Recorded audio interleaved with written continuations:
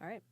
I'd like to start this week with a little bit of a trigger warning for some people out there who are tired of hearing on the subject. We are going to be talking about number 45. So if you're sensitive, you know what that means, and that's what's happening. All right. The bullet caliber?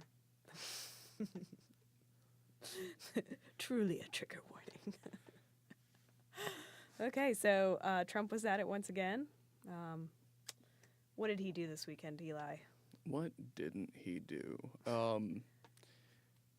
We haven't started a war with North Korea, so he decided to start two different wars with the NBA and the NFL. It's great. Just great. Domestic warfare. That's what this country needs at this point.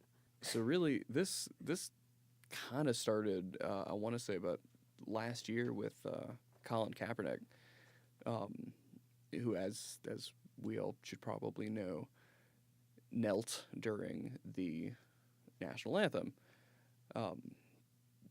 Trump, during that time, criticized him for kneeling, and now that other people have started to do that as well in the NFL, he criticized them and basically said that they should be fired. I want to say it was a speech for an Alabama, yeah. the replacement for Jeff Sessions. He was holding one of his traditional campaign rally style things that he does, and he decided to call the players sons of bitches. Just great. Always want to hear your president drop expletives. And then there was some really funny things that came out of that. I don't know if you saw one of the NFL players' mothers. She posted a picture saying she was one proud bitch. I liked that. I think that was Colin Kaepernick's mother. Was it? Yeah. It's even better. It's even better. I think it's important to note why people are kneeling. So why did Colin Kaepernick begin this protest? Why did he start kneeling during the national anthem? I mean, he's protesting institutionalized racism and police brutality. Right. It came right after the series of shootings last year of unarmed black men, and it's continued. So, and then Kaepernick also has not been able to find a job this year. So he's kind of been blacklisted at this point, I feel. No pun intended. Oh. Might have to take that out. It's really funny that Trump has come out against NFL and told them they need to have a change in their policy, because actually in 2013 he told President Obama to get out of talking about sports, that there were more important things, when President Obama said he would change the name of the Washington Redskins.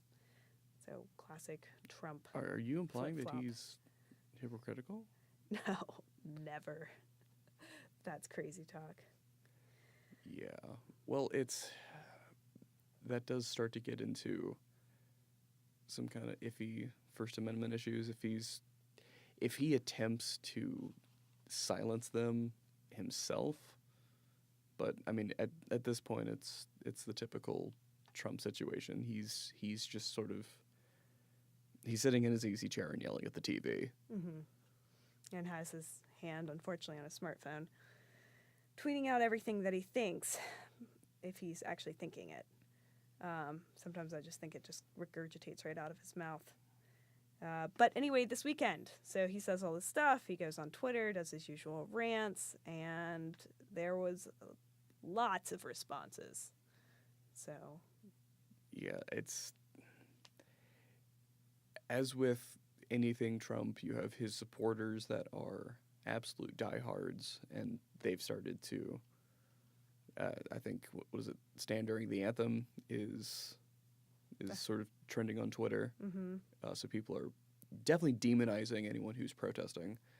And then there's people who are coming out in support of Kaepernick and the rights of the NFL players, that the NFL teams, including their managers, Mm-hmm.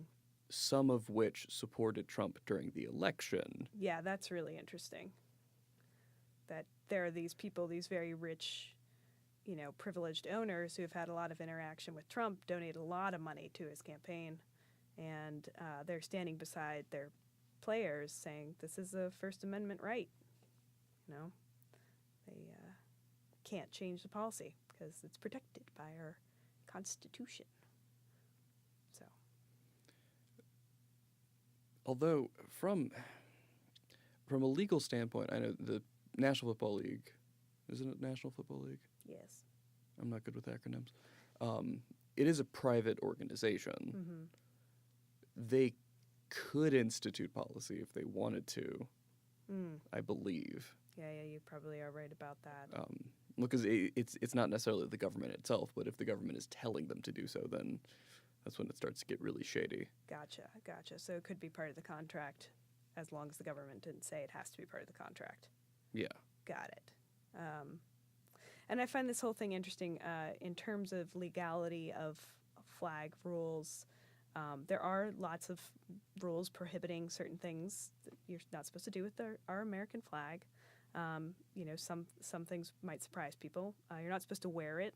So think of all the country singers we've seen over the years. Selena, I believe she wore the flag at one point during one of her concerts. No. Anyway, you're not supposed to wear the flag, and It shouldn't be used for advertising. mm-hmm. Should not be modified. Should not touch the ground. Mm-hmm. Should not be bound or should not touch anything beneath it. So the act of, hugging the flag would constitute an incorrect act. Which Trump has done. Yeah. He's hugged the flag. I mean, who hasn't had a strong feeling to hug the flag before? It happens. I can safely say I've never felt the need to just never hug the flag. Hug the flag. It gives a great hug back, I've got to say. There's also some rules about when it's raised and when it's lowered. So this is kind of where some people might get confused. When the national anthem is playing during the football games, the flag is already up. It's not being raised. So the rules that are in effect for your conduct during that time, that it doesn't matter. The flag's already up, so you can kneel. You don't have to stand. But if it was being raised, technically you are supposed to stand. And that's not even terribly related, because the main problem with this is that it's talking about the national anthem, which is not the same thing. Nope, not the same thing. And it was only in what you said about 2009. 2009 was when players started ritualistically coming out onto the field. Before then, most of them would stay in their locker rooms. Yeah, until the whole thing was done, and that's according to Axios. So this is actually a relatively new thing for sports figures to even stand. And some of the backlash has come from other areas of sports, not just the NFL. We saw our first MLB player take a knee. That would be Oakland A catcher Bruce Maxwell. And just recently, a little close to home, NASCAR has come out and said some things.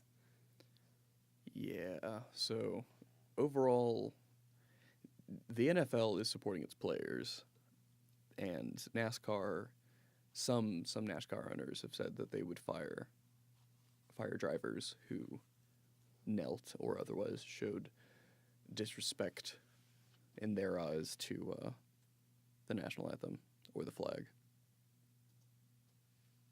However, Dale Earnhardt Jr., this was the 25th, tweeted out, all Americans are granted rights to peaceful protests. Those who make peaceful revolution impossible will make violent revolution inevitable, quoting JFK. Which I love that. I love that there is this, Dale Earnhardt Jr., even if you know absolutely nothing about NASCAR, you know that name. So here we have a prominent figure who's coming out and just kind of making the statement that whether you agree or disagree with what the protest is about, that's a right. We have a right in America to peaceful protest. It's important. It's kind of a wedge issue at this point, and Trump, unfortunately, is forcing it to be a wedge issue. What do you mean by wedge issue? It's kind of the same thing that he did post Charlottesville. To support Trump at this point in his quest to basically say that, the NFL should not be allowed to people should not be allowed to kneel is to go against the First Amendment. Which you would think to support the president, you would be supporting the Constitution. And a lot of these people, so even some Trump supporters are having to bite their tongue because they don't really know, do you support the Constitution or do you support the president? Mm-hmm. Even though, and the president, he's making it even more difficult on him because he's kind of reframing the issue. None of these people, I don't believe, are inherently giving a middle finger to the country itself. Right. They're talking about, again, police brutality. And it's a symbolic protest. Right. It's not one-to-one, but... And nobody has come out and said that they disrespect the flag or this country or what it stands for. It's more about saying that the country is not standing up for their rights. And I think it's really interesting that we have had several people say that, there are people who have died for this country, and when you take the knee, you're disrespecting that sacrifice, when in a Pew Research study from 2017, 40% of our active duty military in the Defense Department were racial or ethnic minorities. So that's 40%. And, that's the segment of population that's feeling the pressure from police, that's feeling this implicit bias. So they're dying for the country. But it's flag worship. It's a very strong sense of... It's a very weird meaning that we've attached to the flag, I feel. Mm-hmm. And the fact that Trump seems to take peaceful protests personally is kind of telling. And to get back to Charlottesville for a minute, the interesting thing about his response to Charlottesville versus his response to this, Charlottesville, you had obviously the Antifa protests, and you had their counter-protesters, and the actual protesters who were in favor of Confederate monuments. A number of those were neo-Nazis and members of the alt-right, white nationalist, white supremacist groups. And he kind of all lives mattered that and basically said, okay, well, there's good people on both sides, which is hard to do when one side is full of Nazis. Mm-hmm. That was his response to white nationalists. His response to this is fire the sons of bitches. Mm-hmm. And they shouldn't be allowed to do that. And there's this really weird dichotomy. I actually noted this in some conversations I had last year with about Kaepernick, was that there's this feeling that these people, these players in the NFL or sports teams should be there to entertain. Mm-hmm. They shouldn't challenge preconceived notions. Right, and they should be grateful. They should be grateful, and that's got some nice racial undertones right there. Right. You want to talk about that? God, not really. I mean, I think one thing that I would like to say about that is, and Trump did talk about this a little bit over the weekend too, was, the rate of concussions in NFL players and how many of these people, they do get paid a lot of money, but when it comes to mental health and the long-term effects, what is that worth on their bodies? And what are we paying them for that? A lot of these people are dying very, very young. And so, saying you should be grateful. God. To give some context to that statement, in 2016, the NFL reported 244 concussions, which is actually down from the 2015 season where there were 271. In a 2016 report from Time magazine, they found that 40% of former NFL players had brain injuries. And there are several neuropathologists, including Bennett Omalu, who think that actually that number is going to be up near the 90% But it's hard to diagnose these things. You know, a lot of times it has to be done post-mortem, which means that the body has to be donated to science to really get the accurate numbers on brain injuries. Omalu has said that you can diagnose it via its symptoms. Right. He has said that. So hopefully as this research continues, we'll see more precautions taken, and maybe the NFL will finally recognize this as the serious problem that it is for the organization.